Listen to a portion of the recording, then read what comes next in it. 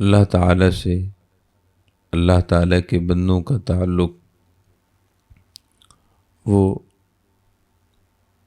رجوع الی اللہ میں اللہ تعالیٰ کی طرف رجوع میں اور اللہ تعالیٰ کی طرف ہمیشہ متوجہ رہنے میں یہ تعلق ہے۔ اور اگر قلبی توجہ اللہ تعالیٰ کی طرف نہ ہو، دل اللہ تعالیٰ کی طرف متوجہ نہ ہو، تو عبادات وہ فقط ایک رسم بن کر رہ جاتے ہیں۔ عبادات خواہ قولی ہوں، فعلی ہوں یا مالی ہوں، یعنی نماز ہو، روزہ ہو، زکوٰۃ ہو، حج ہو یا دیگر مالی عبادات ہوں، وہ صرف رسم بن کر رہ جاتے ہیں۔ اللہ تعالیٰ سے تعلق محبت اور توجہ الی اللہ اور رجوع الی اللہ، یہ چیزیں تمام عبادات کی بنیاد ہوتی ہیں۔ تمام عبادات کی اصل، تمام عبادات کی روح وہ دل کا اللہ تعالیٰ کی طرف متوجہ ہونا ہے۔ خواہ حالت خوشی ہو یا حالت غم ہو، خواہ آسانی کی حالت ہو یا تنگی کی حالت ہو، ہر حالت میں اللہ تعالیٰ کی طرف میلان اور اللہ تعالیٰ کی طرف متوجہ رہنا، یہ تعلق بندگی کی حقیقت ہے۔ اسی وجہ سے تمام عبادات کی اصل وہ دعا کو قرار دیا گیا ہے، اور دعا کا مطلب یہی ہے کہ اللہ تعالیٰ کی طرف متوجہ ہونا۔ آپ غور فرمائیے تو نماز بھی اصل اللہ تعالیٰ کی طرف متوجہ ہونا ہے، اللہ تعالیٰ کی رضا کے لیے، اللہ تعالیٰ کو راضی کرنے کے لیے، اللہ تعالیٰ کی رضا کے مطابق کام کرنا یہ عبادت ہوتا ہے۔ یہی وجہ ہے کہ آپ صلی اللہ علیہ وسلم نے ہمیں نماز میں جو کچھ پڑھنا سکھایا ہے وہ بھی در حقیقت مختلف ایسی دعاؤں پر مشتمل ہے جو توجہ الی اللہ کا سبق دیتی ہیں۔ جیسے نماز میں ہم سبحانک اللہم پڑھتے ہیں تو اس میں ہم اللہ تعالیٰ کو مخاطب کرتے ہوئے، اللہ تعالیٰ کی بارگاہ میں عرض کرتے ہوئے یہ کہتے ہیں کہ سبحانک اللہم، اے اللہ تو پاک ہے، وبحمدک، تیری حمد کے ساتھ میں تیری تسبیح کرتا ہوں یا کرتی ہوں، وتبارک اسمک، تیرا نام بابرکت ہے، وتعالی جدک، تیرا مرتبہ سب سے بلند و برتر ہے، ولا الہ غیرک، اور تیرے سوا کوئی معبود نہیں۔ تو آپ غور فرمائیے کہ اللہ تعالیٰ کی بارگاہ میں اللہ تعالیٰ کی طرف متوجہ ہوتے ہوئے ان کلمات کو پڑھا جا رہا ہے۔ ایسے ہی تعوذ و تسمیہ کے بعد جو ہم سورہ فاتحہ پڑھتے ہیں، سورہ فاتحہ بھی اصل دعا ہی ہے۔ حدیث پاک میں ہے، آپ صلی اللہ علیہ وسلم نے ارشاد فرمایا کہ اللہ تعالیٰ نے سورہ فاتحہ کو اپنے اور اپنے بندوں کے درمیان تقسیم فرما دیا ہے۔ سورہ فاتحہ دو حصوں پر مشتمل ہے، ایک حصہ اللہ کے لیے ہے اور ایک حصہ اللہ کے بندوں کے لیے ہے۔ یعنی سورہ فاتحہ کے پہلے حصے میں نماز پڑھنے والا یا اس سورت کو تلاوت کرنے والا وہ اللہ تعالیٰ کی حمد و ثنا کرتا ہے۔ الحمدللہ رب العالمین، تمام تعریفیں اللہ کے لیے ہیں جو تمام جہانوں کا پروردگار ہے، پالن ہار ہے، پالنے والا ہے۔ الرحمن الرحیم، جو بہت مہربان، ہمیشہ رحم فرمانے والا ہے۔ مالک یوم الدین، جو جزا کے دن، قیامت کے دن کا مالک ہے۔ اب یہاں تک کا جو حصہ تھا اس میں اللہ تعالیٰ کی حمد و ثنا کی گئی، اللہ تعالیٰ کی، یہ تلاوت کرنے والا اللہ تعالیٰ کی حمد، تعریف، توصیف اس کی شان بیان کر رہا ہے۔ اور سورہ فاتحہ کا اگلا حصہ وہ اسی توجہ اور رجوع الی اللہ پر مشتمل ہے کہ صاحب ایمان اللہ تعالیٰ کی بارگاہ میں مخاطب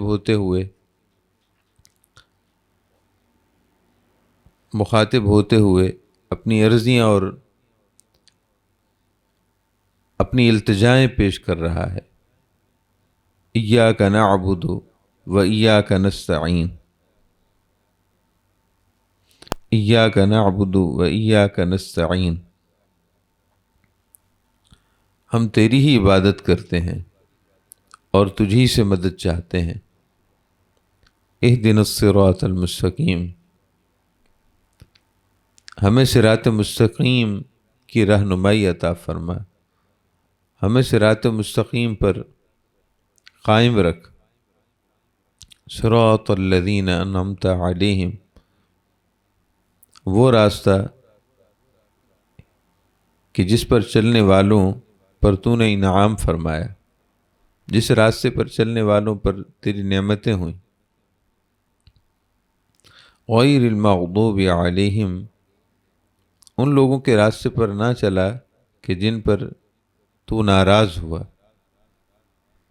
والضالین، اور نہ ہی ان لوگوں کا راستہ کہ جو راہ حق سے بھٹک گئے، راہ حق سے بہک گئے۔ اسی طرح سجدے کی آپ اور رکوع کی تسبیحات پر غور کیجئے کہ رکوع کی تسبیح میں اور سجدے کی تسبیح میں ہم اللہ تعالیٰ کی بارگاہ میں متوجہ ہوتے ہوئے اللہ تعالیٰ کی بارگاہ میں صیغہ خطاب کے ساتھ، یعنی ایسے کلمات کے ساتھ جس میں ہم اللہ تعالیٰ کی بارگاہ میں عرض گزار ہیں کہ سبحان ربی العظیم، پاک ہے میرے رب جو بلند و برتر ہے۔ سبحان ربی العظیم، پاک ہے میرے رب جو عظمتوں والا ہے۔ اور رکوع کی تسبیح میں سبحان ربی الاعلیٰ، پاک ہے میرے رب جو بلند و برتر ہے۔ ایسے ہی اتحیات پر بھی آپ غور کر لیں، اس میں صاحب ایمان نماز پڑھنے والا اپنے آپ کو اللہ تعالیٰ کی بارگاہ میں پیش کر رہا ہے اور اپنی جملہ عبادات کو اللہ تعالیٰ کے لیے خالص ہونے کا اظہار کر رہا ہے۔ التحیات للہ، تمام قولی عبادات اللہ کے لیے ہیں۔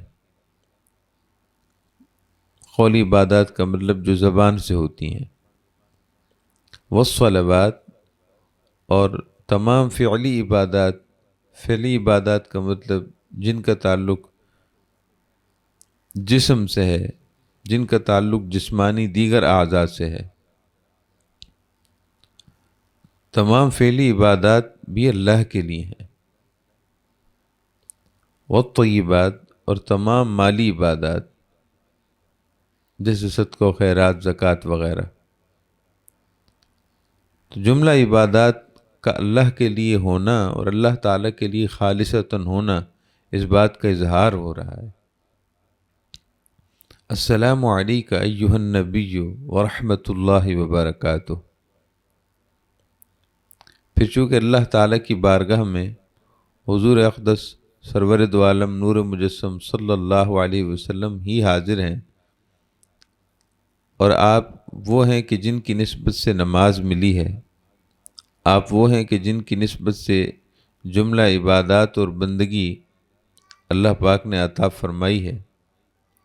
حضور پاک کی وہ ذات ہے کہ جن کے وسیلے سے اللہ تعالیٰ نے دنیا اور آخرت کی نعمتیں عطا فرمائی ہیں، اور آپ ہی کے وسیلے سے یہ رنگ بو کا نظام، یہ کائنات ظہور پذیر ہوئی ہے، جن کے صدقے اللہ تعالیٰ نے اپنا عرفان عطا فرمایا ہے۔ نماز میں اب ان کی بارگاہ میں سلام کرنے کا حکم ہے۔ اب دیکھیے کہ نماز ساری کی ساری اللہ تعالیٰ کی توحید پر مشتمل ہے۔ اللہ تعالیٰ کی بارگاہ میں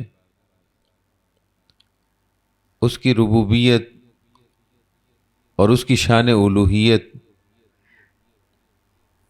کے لیے سر تسلیم خم کرنے اور اپنے آپ کو ظاہر و باطن میں جھکا دینے کا نام نماز ہے۔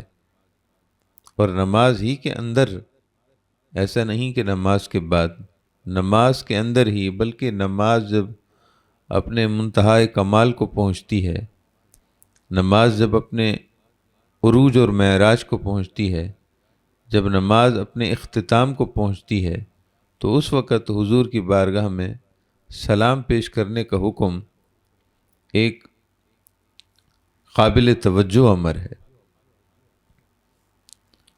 یعنی ایسا نہیں کہ سلام کے بعد، نماز کے بعد حضور کی بارگاہ میں سلام پیش کرنے کا حکم ہے، نمبر ایک۔ نمبر دو یہ کہ نماز کے اندر حضور کی بارگاہ میں سلام کرنے کا حکم آغاز اور ابتدا میں بھی نہیں ہے، بلکہ جب نماز اپنے جملہ مراحل کے بعد کمال اور عروج اور معراج اور بلندی کو پہنچتی ہے، یعنی آخری مرحلے میں، ہر چیز کا جو آخری مرحلہ ہوتا ہے وہ اس کی بلندی اور کمال ہوتا ہے، وہ اس کام کا لب لباب اور خلاصہ ہوتا ہے۔ ہر چیز کی انتہا اس کے کمال اور عروج کا مشعر ہوتی ہے۔ تو اللہ تعالیٰ نے حضور کی بارگاہ میں سلام پیش کیے جانے کو نماز کے منتہائے کمال اور بالکل عروج اور معراج کے حصے میں رکھا ہے۔ اور پھر یہ بھی قابل غور بات ہے کہ جو سلام حضور کی خدمت میں جن لفظوں کے ساتھ پیش کیا جا رہا ہے وہ مخاطب کے صیغے ہیں، یعنی صاحب ایمان حضور کا امتی حضور کی بارگاہ میں حضور کی ذات کو مخاطب کرتے ہوئے ندائیہ کلمات کے ساتھ عرض گزار ہے، السلام علیکہ، سلام ہو آپ پر، ایھا النبی، اے پیارے نبی۔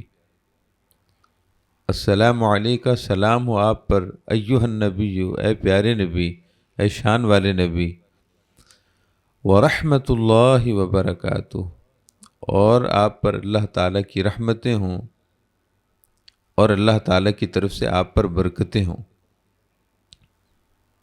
گویا کہ جن کے صدقے یہ نعمتیں مل رہی ہیں ان کی بارگاہ میں سلام پیش کرنا یہ ان نعمتوں کا تشکر ہے اور وسیلے کا اظہار تشکر ہے، اس نسبت کا اظہار تشکر ہے۔ اور اس کے بعد پھر سلامتی حضور کی نسبت سے اپنے لیے بھی چاہنا ہے کہ السلام علینا، سلامتیاں ہوں ہم پر، سلامتیاں نازل ہوں ہم پر، وعلی عباد اللہ الصالحین، اور اللہ تعالیٰ کے صالحین بندوں بندیوں پر۔ پھر اس کے بعد کلمہ شہادت ہے، پھر درود ابراہیمی ہے، پھر آخر میں دعا ہے۔ محترم معزز مسلمان ماں اور بہنوں، ہمیں اس بات کی طرف غور کرنا ہے کہ تمام عبادات میں اصل اللہ تعالیٰ کی طرف توجہ ہے، دل اللہ تعالیٰ کی طرف متوجہ ہو، قلب و روح اللہ تعالیٰ کی طرف متوجہ ہو، اور ہم اللہ تعالیٰ کی شانوں کے ساتھ، اس کی صفات کے ساتھ، اس کی خوبیوں کے ساتھ اور اس کی حمد و ثنا کے ساتھ اپنے آپ کو اللہ تعالیٰ کی بارگاہ میں حاضر کریں۔ یہی وجہ ہے کہ تمام عبادات جو دیگر ہیں ان میں بھی دعاؤں کو جوڑا گیا ہے۔ یعنی کوئی شخص اگر حج کر رہا ہے تو حج اگرچہ ایک فعلی عبادت ہے، کعبہ شریف کا طواف ہے، یہ صفا و مروہ کی سعی ہے، یا وادی منی میں قیام ہے، رکنا ہے، ٹھہرنا ہے، یا عرفات کے میدان میں ٹھہرنا ہو، یا مزدلفہ کے مقام مزدلفہ میں ٹھہرنا ہو، یا جمرات کو کنکریاں مارنا ہو، یا قربانی کرنا ہو، ان ساری چیزوں پر غور کیجئے کہ حج کے جتنے مناسک ہیں وہ اس کا تعلق فعل سے ہے، فعل عبادات سے ہے، مگر سب میں دعاؤں کو جوڑا گیا ہے کہ محرم حالت احرام میں عرض کر رہا ہے کہ لبیک اللہم لبیک، اے اللہ میں حاضر ہوں، میں حاضر ہوں، میں بار بار حاضر ہوں۔ تو اپنے آپ کو بار بار اللہ تعالیٰ کی بارگاہ میں حاضر ہونے کا اظہار کر رہا ہے۔ لبیک لا شریک لک لبیک، میں حاضر ہوں، میں بار بار حاضر ہوں، تیرے سوا تیرا کوئی شریک نہیں ہے۔ ان الحمد والنعمت لک والملک، تمام تعریفیں اور تمام نعمتیں تیرے ہی لیے ہیں، تو ہی مالک ہے۔ والملک، اور بادشاہی، حقیقی بادشاہی بھی تجھے زیبا ہے، تیرے لیے ہے۔ لا شریک لک، تیرا کوئی شریک نہیں ہے۔ محترم معزز مسلمان ماں اور بہنوں، تو یہ دعاؤں کا ان عبادات کے ساتھ جوڑے جانا، ایسے ہی جو مالی عبادات ہیں، زکوٰۃ وغیرہ وغیرہ، اس میں بھی اللہ تعالیٰ کی طرف توجہ ہی مقصود ہے۔ جس کو توجہ قلب حاصل نہیں ہے، اس کی عبادات صرف ایک پریکٹس ہے، صرف ایک عمل ہے۔ شرعی اعتبار سے وہ عبادت تو ہے، فقہی اعتبار سے اس کی عبادت اور رسم عبادت تو پوری ہو گئی، مگر اس نے حقیقت حاصل نہیں کی۔ حقیقت وہ پاتا ہے اور حقیقت وہ حاصل کرتا ہے جسے اللہ تعالیٰ کی بارگاہ میں توجہ اور بندگی، قلبی میلان نصیب ہے۔ اسی روزے کو لے لیں، اگر بھوکا اور پیاسا کوئی شخص رہ جائے اور اسے اللہ تعالیٰ کی بارگاہ کی طرف دھیان پیدا نہ ہو، اور یہ دھیان پیدا ہونے کی علامات ہوتی ہیں، اللہ تعالیٰ کی طرف توجہ ہونے کی علامات اور نشانیاں ہوتی ہیں، یہ زبانی جمع خرچی کا نام نہیں ہے۔ اللہ تعالیٰ کی طرف قلبی میلان یہ ہے کہ اللہ تعالیٰ کی محبت پیدا ہو، اور اللہ تعالیٰ کی محبت میں دل گرفتہ ہو جائے، اللہ تعالیٰ کی محبت میں دل مضطرب اور بے قرار ہو جائے۔ اسی طرح اللہ تعالیٰ کی پکڑ سے دل خوف زدہ ہو، گناہوں سے انسان دور بھاگنے لگا ہو، کہیں اللہ پاک ناراض نہ ہو جائے، کہیں اللہ تعالیٰ کی ناراضگی نہ ہو جائے، کہیں اللہ پاک ناراض نہ ہو جائے۔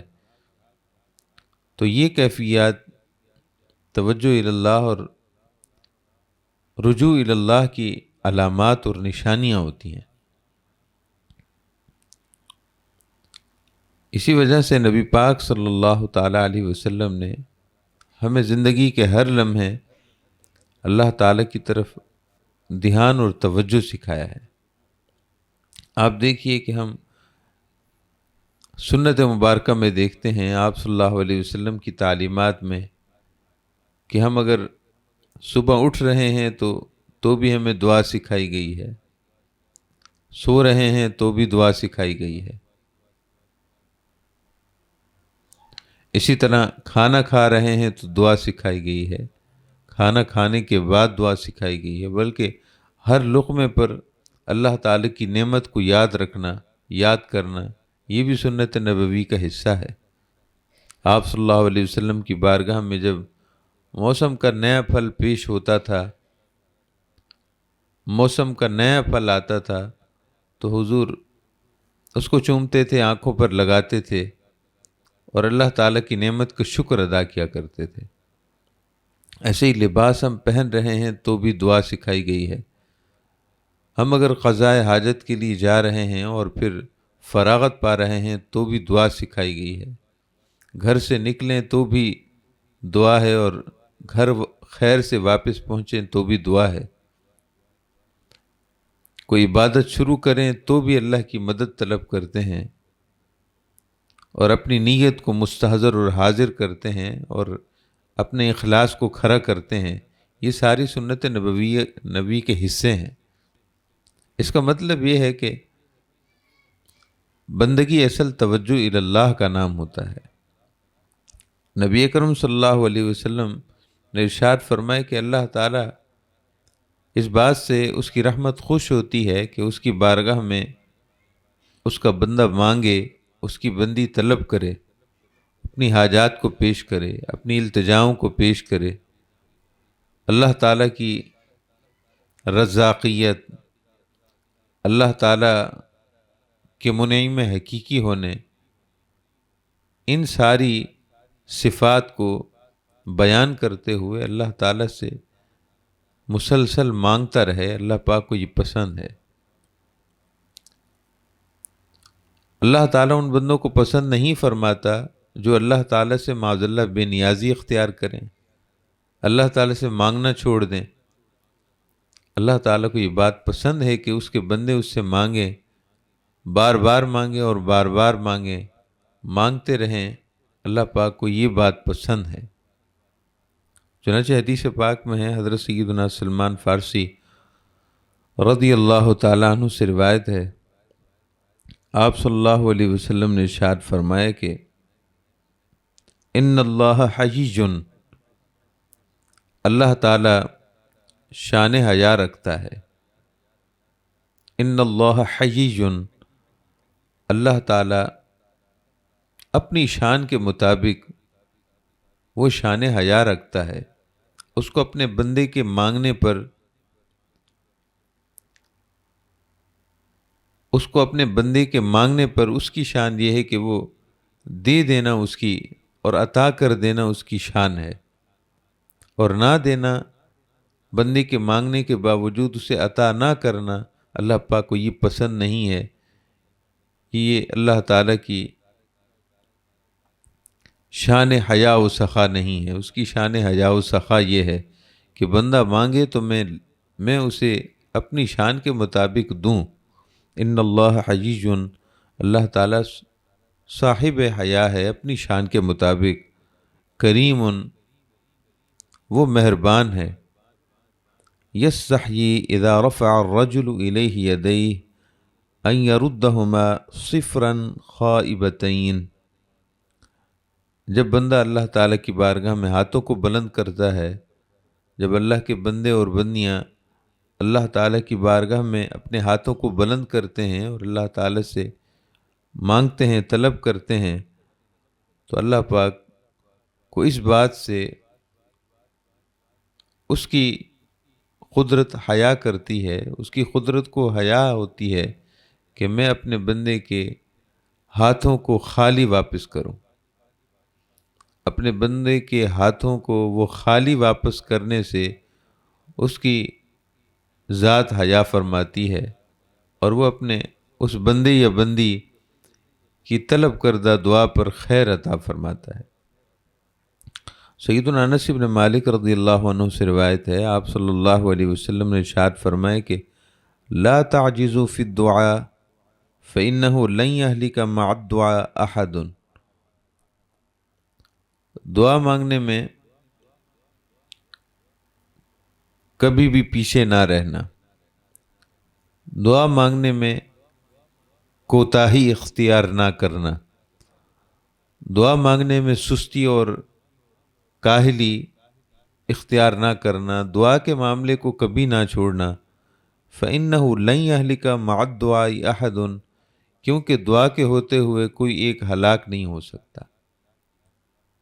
دعا کے ہوتے ہوئے، اللہ تعالیٰ کی طرف توجہ اور دھیان کے ہوتے ہوئے کوئی شخص بھی ہلاک نہیں ہو سکتا، وہ ضائع نہیں ہو سکتا، وہ خاسر و نامراد نہیں ہو سکتا، دعا کے ہوتے ہوئے کامیابی ہے۔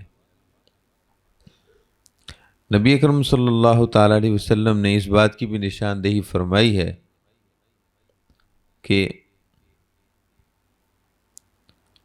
جس کو دعا کا ذوق ملا ہے، اللہ تعالیٰ کی طرف توجہ جسے نصیب ہو گئی، تو اس کے لیے خیر اور بھلائی کے دروازے کھول دیے جاتے ہیں۔ وہ ہمیشہ بامراد رہتا ہے، وہ ہمیشہ فلاح یافتہ رہتا ہے، دنیا اور آخرت کی بھلائیاں ہمیشہ اس کے قدموں میں ڈھیر ہو جاتی ہیں، جو اللہ تعالیٰ کی طرف توجہ کی نعمت سے مالا مال ہے۔ حدیث پاک کے الفاظ یہ ہیں کہ من فتح لہ منکم باب الدعاء، تم میں سے جس کے لیے اللہ تعالیٰ نے دروازہ دعا دعا کا دروازہ، توجہ اللہ کا دروازہ کھول دیا، جس کے لیے تم میں سے جس کے لیے اللہ تعالیٰ کی بارگاہ میں دعا کا دروازہ کھول دیا گیا، فتحت لہو ابواب الرحمہ، اس کے لیے رحمت کے دروازے کھول دیے گئے۔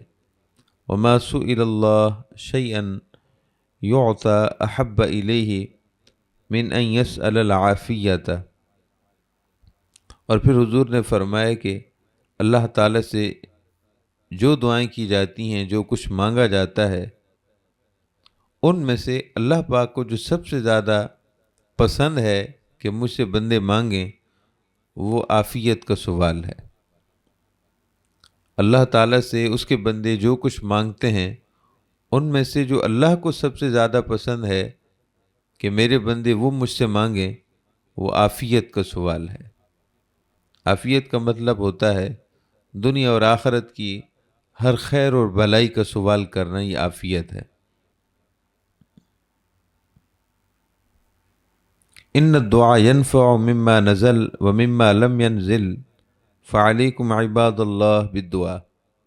حضور پاک کا یہ ارشاد قابل توجہ ہے۔ ارشاد فرمائے کہ جو تکلیفیں آئی ہیں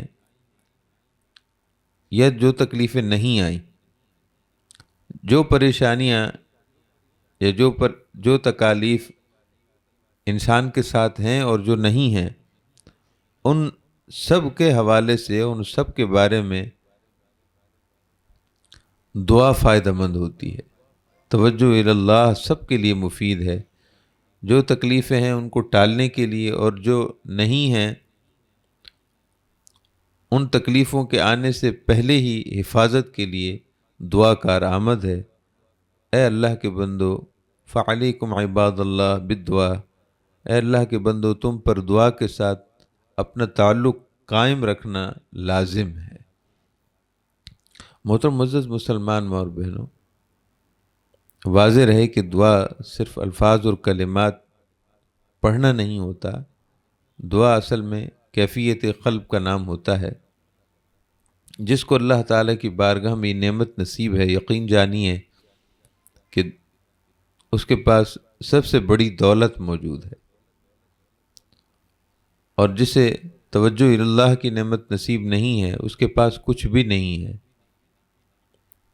صرف ایک سکون اور راحت کو آپ لے لیں، سکون اور راحت یہ بھی دعا کے مرہون منت ہے۔ نہ بڑے بڑے گھر سکون دیتے ہیں، نہ بڑی دولت سکون دیتی ہے، نہ ہی دنیا کی باقی سہولیات سکون دیتی ہیں۔ سکون وہ اللہ تعالیٰ کی یاد میں ہے، سکون وہ اللہ تعالیٰ کی طرف توجہ میں ہے۔ الا بذکر اللہ تطمئن القلوب۔ غور سے سنو کہ اللہ کی یاد ہی میں دل سکون پاتے ہیں۔ باخبر ہو جاؤ، غور سے سنو کہ اللہ تعالیٰ کی یاد اور ذکر اور اس کی طرف توجہ کے ساتھ ہی تطمئن القلوب، دل چین پاتے ہیں، دل سکون پاتے ہیں، دلوں کو قرار کی نعمت حاصل ہوتی ہے۔ حضرت سیدنا ثوبان رضی اللہ تعالیٰ عنہ سے روایت ہے، آپ صلی اللہ علیہ وسلم نے ارشاد فرمائے کہ لا يرد القدر الا الدعاء، تقدیر واپس نہیں ہوتی، تقدیر نہیں ٹلتی، مگر دعا میں ایسی قوت طاقت ہے کہ تقدیر بھی رد ہو جاتی ہے، یعنی تقدیر بھی بدل جاتی ہے۔ تقدیر بدل دینے والی وہ دعا ہے۔ ولا يزيد في العمر الا البر، اور عمر میں اضافہ وہ نیکی کے ساتھ ہوتا ہے، یعنی عمر میں، زندگی میں خیر و برکت وہ نیکی کے بسبب ہے۔ وَإِنَّ الرَّجُلَ لَيُحْرَمُ الرِّزْقَ بِالذَّنبِ يُذْنِبُهُ، اور ایک شخص اپنے کیے ہوئے گناہ کی وجہ سے رزق سے محروم ہو جاتا ہے۔ اپنے ہی کیے ہوئے گناہوں کی وجہ سے وہ رزق سے یا رزق کی خیر و برکت سے، جو بھی حضور کی مراد ہے، وہ اس سے محروم ہو جاتا ہے۔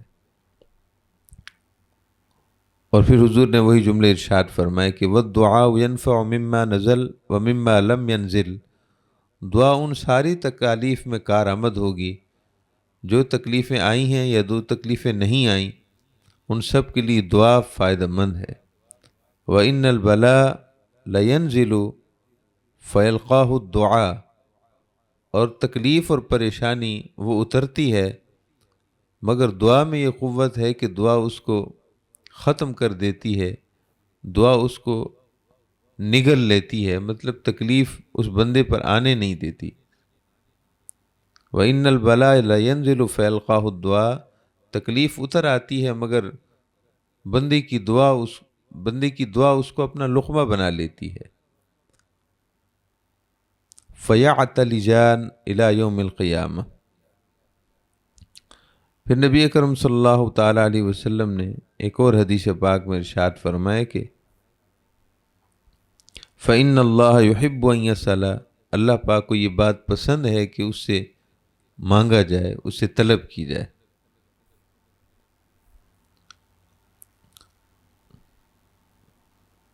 نبی اکرم صلی اللہ تعالیٰ علیہ وسلم نے ارشاد فرمایا کہ الا ادلکم علی ما ینجیکم من عدوکم، کیا میں تمہیں وہ چیز نہ بتاؤں جو تمہیں تمہارے دشمن سے نجات دے سکتی ہے، تمہارے دشمن سے تمہیں نجات اور عافیت دے سکتی ہے، کیا میں تمہاری اس چیز پر رہنمائی نہ کروں؟ وَيُدِرُّ لَكُمْ أَرْزَاقَكُمْ، اور جو تمہارا رزق تمہارے لیے کھول دے، کیا وہ چیز میں تمہیں نہ بتاؤں؟ پھر حضور پاک نے ارشاد فرمایا کہ تدعون اللہ فی لیلکم و نہارکم، رات دن اللہ پاک سے دعا کیا کرو، رات دن اللہ تعالیٰ کی بارگاہ میں متوجہ رہا کرو۔ فإن الدعاء سلاح المومن، کیونکہ دعا صاحب ایمان کا ہتھیار ہے۔ محترم معزز مسلمان ماں اور بہنوں، ہماری اور آپ کی حالت یہ ہے کہ ہم ظاہراً عبادات پر عبادات کیے چلے جا رہے ہیں، ہم ظاہراً قولی فعلی مالی عبادات کو رسماً اور صرف ظاہری شکل و صورت میں کیے جا رہے ہیں، لیکن ہمارا دل تو دنیا کی طرف ہے، ہمارے دل پر دنیا کا تسلط ہے، ہمیں حرص اور ہوس سے فرصت نہیں ہے، ہمیں دنیا کی طمع اور لالچ نے گھیرا ہوا ہے، ہم دنیا کی بھاگ دوڑ میں ایک دوسرے سے آگے نکل جانے کے شوق میں اور آگے نکل جانے کے معاملے میں ہی اپنی زندگی کو بتا رہے ہیں۔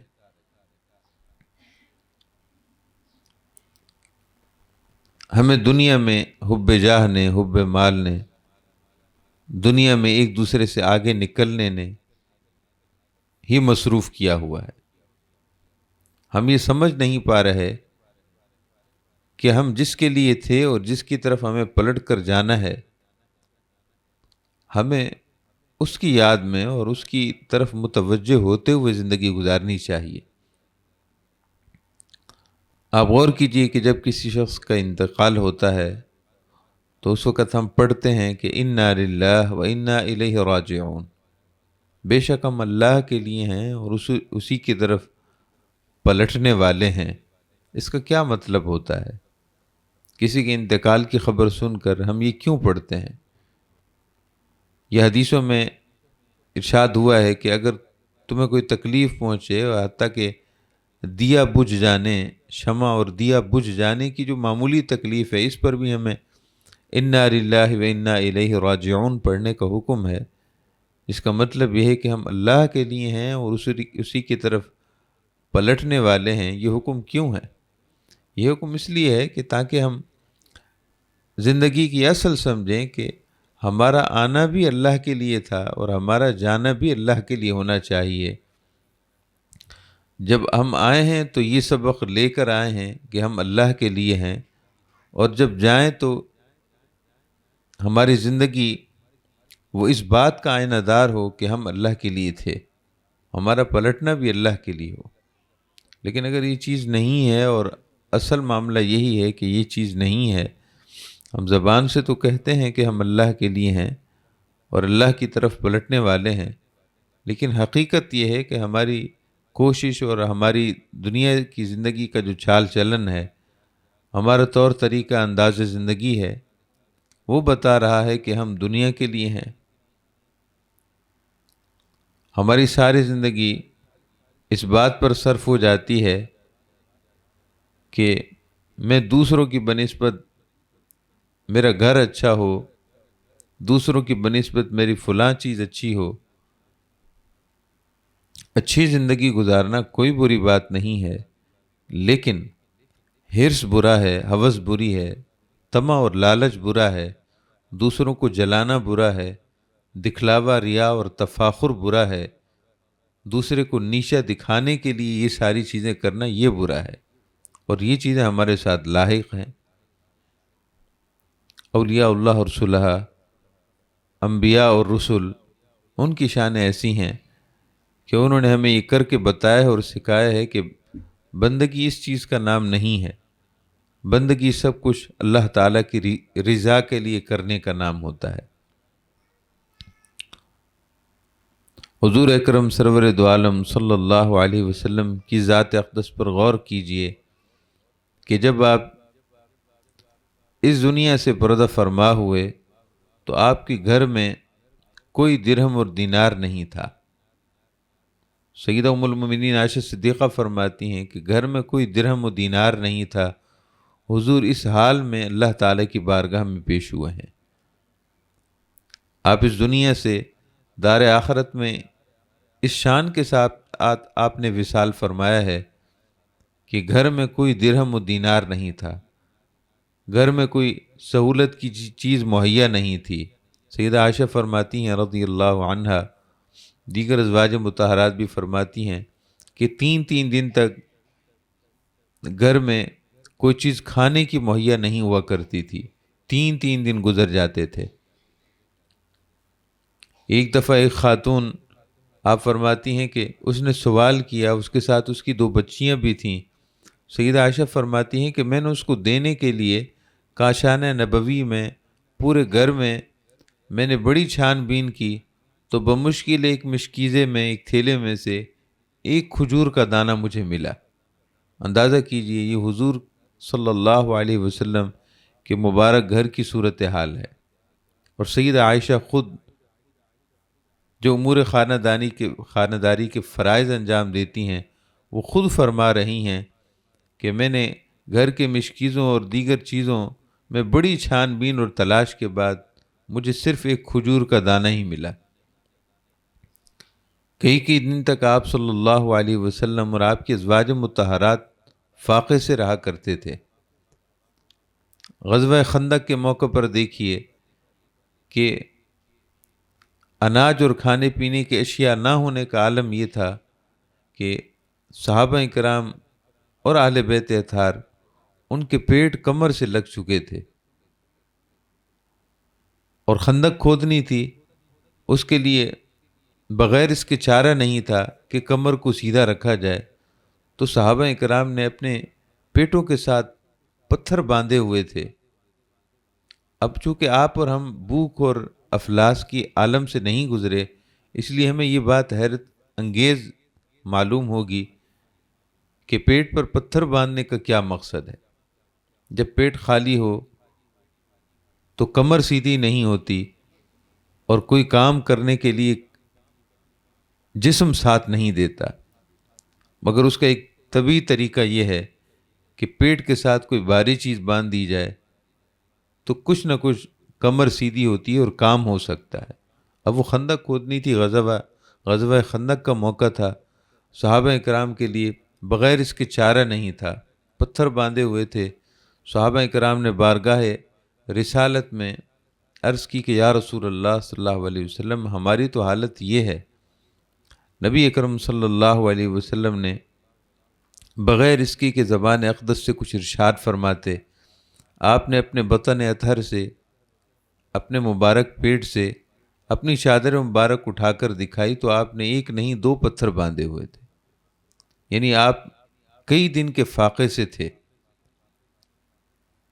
غزوہ تبوک کے موقع پر صحابہ کرام کے پاس کھانے کی اشیاء انتہائی قلیل مقدار میں تھیں، جس کا تصور بھی نہیں کیا جا سکتا۔ ایک سے زائد صحابہ کرام، 3 5 5 اور 10 صحابہ کرام کو ایک کھجور کا دانہ ملتا تھا، اور ایسا نہیں کہ ہر صحابی کو علیحدہ علیحدہ کھجور کا دانہ ملتا ہو، ان 10 کو ایک ہی کھجور کا دانہ ملتا، اور وہ اس ایک کھجور کے دانے کو اس طرح استعمال کرتے تھے کہ ایک صحابی اس کھجور کے دانے کو اپنے منہ میں لیتے اور چباتے نہیں تھے، بلکہ صرف رس لیتے تھے، چوستے تھے، اور پھر وہ کھجور کا دانہ اپنے دہن سے نکال کر دوسرے صحابی کو دیتے، اور وہ بھی منہ میں رکھ کر اس کو صرف اس کا رس لیتے تھے۔ اس طرح ایک سے زائد صحابہ کرام ایک ایک کھجور کے دانے پر ان کا گزر بسر تھا۔ تو اندازہ کیجئے کہ اللہ تعالیٰ کی بارگاہ میں توجہ کسے کہتے ہیں۔ یہ ساری چیزیں ان کے ساتھ وہ اس تکلیف کے مرحلوں سے گزرے، لیکن قربان جائیے کہ ان کے دل میں سوائے اللہ کے کوئی اور نہیں تھا، ان کے دل میں سوائے اللہ کی محبت کے کچھ اور نہیں تھا، یعنی دنیا کیا اور دنیا کی حیثیت کیا۔ آپ صلی اللہ علیہ وسلم نے ارشاد فرمایا کہ اگر میری بارگاہ میں دنیا کی حیثیت ایک مچھر کے پر کے برابر بھی ہوتی، تو اگر دنیا کی حیثیت مچھر کے پر کے برابر بھی ہوتی تو میں صاحب ایمان کو اس میں سے کچھ نہ دیتا۔ تو محترم معزز مسلمان ماں اور بہنوں، ہمیں اللہ تعالیٰ کی طرف ہمیشہ دھیان اور لو لگانی چاہیے۔ اس کی شان بہت بڑی ہے، وہ اپنے بندے کے لیے کافی ہے، اور اس کی بارگاہ میں توجہ میں ہی سکون ہے، اور اسی میں مزہ ہے۔ اللہ تعالیٰ سے ہمیشہ نعمتوں کو سوال کرنا چاہیے، مگر یہ نعمت سب سے بڑی نعمت ہے کہ اس کے ساتھ تعلق نصیب ہو جائے۔